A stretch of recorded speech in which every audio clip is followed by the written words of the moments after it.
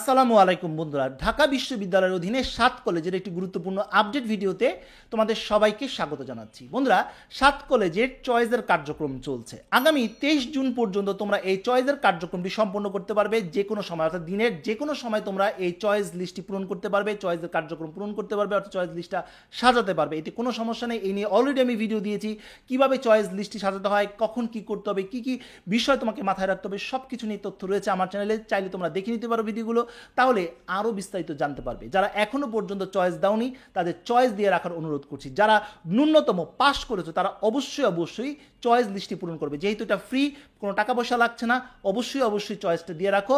হয়তোবা তোমার একটি সম্ভাবনাও থাকবে। আর বন্ধুরা, তোমাদেরকে জানিয়ে রাখি, এবার 7 কলেজ কিন্তু 5টি মেরিট লিস্ট প্রকাশ করবে, অর্থাৎ ফার্স্ট, সেকেন্ড, থার্ড, ফোর্থ এবং ফিফথ 5টি মেরিট লিস্ট প্রকাশ করবে। এবার সাথে মাইগ্রেশনও হবে।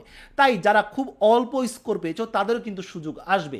তাই হতাশ হবে না, এই প্রক্রিয়ার সাথে যুক্ত থাকার চেষ্টা করো চয়েস লিস্ট দেওয়ার মাধ্যমে। তোমরা অনেকেই আমাকে প্রশ্ন করেছিলে, ভাইয়া চয়েসের কার্যক্রম তো চলছে, আগামী 23 তারিখ পর্যন্ত চলবে, তাহলে চয়েসের পরে আমরা রেজাল্ট কবে পাবো? অর্থাৎ ফার্স্ট মেরিটের রেজাল্ট আমরা কবে নাগাদ প্রকাশিত হতে পারে বা আমরা রেজাল্ট পাবো? পরবর্তী সেকেন্ড মেরিট বা থার্ড মেরিট কবে নাগাদ রেজাল্টগুলো প্রকাশিত হবে বা প্রক্রিয়াগুলো শুরু হবে? বন্ধুরা, এই বিষয়টি বোঝার জন্য আমাদেরকে কম্পিউটার স্ক্রিনে যেতে হবে। চলো বন্ধুরা, কম্পিউটার স্ক্রিনে দেখে নিই বিস্তারিত। বন্ধুরা, ফার্স্ট মেরিটের রেজাল্ট প্রকাশিত হবে 26শে জুন 2024, অর্থাৎ 23 তারিখ পর্যন্ত কিন্তু চয়েসের কার্যক্রম। এরপর কিছুটা গ্যাপ দিয়ে 26 তারিখে রেজাল্ট প্রকাশিত হবে ফার্স্ট মেরিটের। এবং সেই মেরিটে তুমি যে চয়েসগুলো দিয়েছো সেই চয়েসগুলোর মধ্যে থেকে একটি কলেজের একটি সাবজেক্টে তুমি চান্স পেয়ে যেতে পারো। চান্স পাওয়ার পর তোমাকে প্রথমবারের মতো যখন তুমি চান্স পাবে তখন 3000 টাকা দিয়ে তোমাকে নিশ্চয়ন করতে হবে। আর নিশ্চয়নের সাথে সাথে কিন্তু মাইগ্রেশনের একটি ব্যাপার আসবে এবং নিশ্চয়নের জন্য এবং পরবর্তী কাজগুলো সম্পন্ন করার জন্য তোমার 5 থেকে 7 দিন সময় দিবে। অর্থাৎ মেরিট লিস্ট প্রকাশ হওয়ার পর নিশ্চয়ন করার জন্য তোমাকে 5 থেকে 7 দিন সময় দেওয়া হবে। আর যখনই তুমি নিশ্চয়ন করবে তখনই কিন্তু মাইগ্রেশন ব্যাপারটি আসবে। মাইগ্রেশন একটি অটো প্রক্রিয়া, তুমি চাইলে এটা ম্যানুয়ালি অফও করতে পারবে। অর্থাৎ সাবজেক্টটি বা কলেজটি তোমার যদি পছন্দ হয়ে থাকে তাহলে তুমি যে কোনো পর্যায়ে এসে তুমি সেটাকে অফ করে দিতে পারবে, অর্থাৎ মাইগ্রেশন ম্যানুয়ালি অফ করে দিতে পারবে। কিন্তু প্রক্রিয়াটি অটো প্রক্রিয়া, তুমি পেমেন্ট করার সাথে সাথে অর্থাৎ নিশ্চয়ন করার সাথে সাথে সেটা অটোভাবে মাইগ্রেশন অন হয়ে যাবে। আর তোমার কাছে যদি সাবজেক্টটি পছন্দ হয়ে থাকে, কলেজটি পছন্দ হয়ে থাকে, তাহলে তুমি সেটাকে ম্যানুয়ালি অফ করতে পারবে যে কোনো মেরিটে। আবার এমন হতে পারে তুমি ফার্স্ট মেরিটে চান্স নাও পেতে পারো, এমনটাও হতে পারে। যদি চান্স না পাও তাহলে কি হবে? তাহলে তোমাকে সেকেন্ড মেরিটের জন্য অপেক্ষা করতে হবে। এখন প্রশ্ন আসতে পারে, ভাইয়া সেকেন্ড মেরিট কবে দিবে? বন্ধুরা, সেকেন্ড মেরিট 3 জুলাই দিবে, অর্থাৎ 26 তারিখ থেকে 4-5 দিন সময় দিবে তোমার নিশ্চয়নের জন্য। এরপর তোমাকে 3 তারিখে সেকেন্ড মেরিট লিস্ট প্রকাশ করবে এবং সেকেন্ড মেরিটে দেখা গেল যে তোমার যারা আগে নিশ্চয়ন করেছো তাদের হয়তো বা সাবজেক্ট পরিবর্তন হতে পারে, অর্থাৎ নতুন একটি সাবজেক্ট, নতুন একটি কলেজ তোমার হতে পারে। আবার এমন হতে পারে যারা ফার্স্ট মেরিটে চান্স পায়নি তারা সেকেন্ড মেরিটে এসে নতুন একটি সাবজেক্ট এবং কলেজে চান্স পেয়ে যেতে পারো।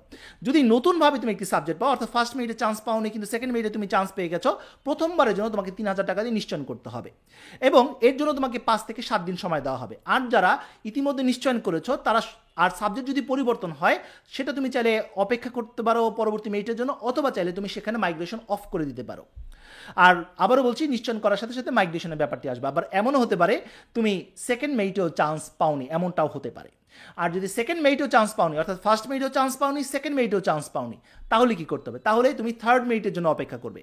থার্ড মেরিট দিবে 10 জুলাই 2024, 10 তারিখে, অর্থাৎ জুলাই মাসের 10 তারিখে রেজাল্টটি প্রকাশিত হবে এবং সেখান থেকে গিয়ে দেখা গেল একটি সাবজেক্ট এবং একটি কলেজে তোমার একটি সাবজেক্টে চান্স হয়ে যেতে পারে। আবার এমনও হতে পারে তুমি ফার্স্ট মেরিট বা সেকেন্ড মেরিটে চান্স পেয়ে নিশ্চয়ন করেছিলে, থার্ড মেরিটে নতুন একটি সাবজেক্ট, নতুন একটি কলেজ, এমনটাও হতে পারে বা চেঞ্জ হতে পারে।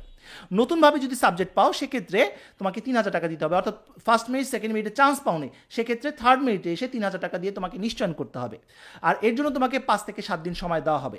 আর নিশ্চয়নের সাথে সাথে মাইগ্রেশনের একটি ব্যাপার আসবে। আর যারা ইতিমধ্যে নিশ্চয়ন করেছো তারাও চাইলে এখানে এসে মাইগ্রেশন অফ করে দিতে পারবে। আবার এমন হতে পারে তুমি চতুর্থ মেরিট, তৃতীয় মেরিটে এসেও চান্স পাওনি, এমনটাও হতে পারে।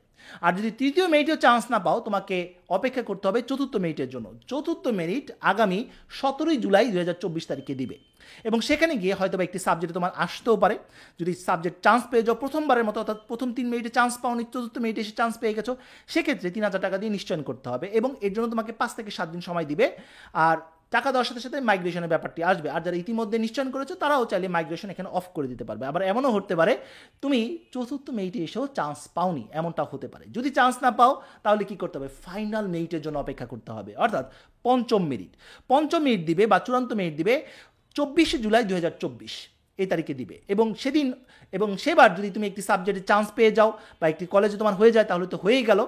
আর যদি চান্স না পাও তাহলে আর কিছু করার নেই। আর যদি চান্স পাও অর্থাৎ first merit, second merit, third merit, fourth মেরিটে চান্স না পেয়ে ফিফথ মেরিটে চান্স পেয়েছো তাহলে তোমাকে 6,000 টাকা দিয়ে নিশ্চয়ন করতে হবে, অর্থাৎ টোটাল টাকাটা তোমাকে একবার দিতে হবে। আর যারা first merit, second merit, third merit বা ফোর্থ মেরিটে কোনো একটি মেরিটে চান্স পেয়ে 3,000 টাকা দিয়েছো, তারা পঞ্চম মেরিটে এসে তারা বাকি 3,000 টাকা দিয়ে চূড়ান্ত ভর্তি সম্পন্ন করতে হবে কলেজে গিয়ে। তখন তোমাদের এই যে চয়েস ফর্মটা জমা দিতে হবে, কাগজপত্র জমা দিতে হবে, বাকি 3,000 টাকা যে অনলাইনে দিয়েছো সেটা রসিদে জমা দিয়ে দিবে, তাহলেই তোমার চূড়ান্ত ভর্তি হয়ে যাবে। আশা করি কখন কোন মেরিটের রেজাল্ট দিবে নিশ্চয়ই তোমরা বুঝতে পেরেছো। তো বন্ধুরা, এই ছিল আজকের মতো ভিডিও। পরবর্তী আপডেট এবং সঠিক তথ্যের জন্য আমার চ্যানেলটি সাবস্ক্রাইব করে রাখার অনুরোধ রইল। তো বন্ধুরা, আজ এই পর্যন্ত সবাই ভালো থাকো, সুস্থ থাকো, দেখা হবে আগামী কোনো ভিডিওতে। সে পর্যন্ত আল্লাহ হাফেজ।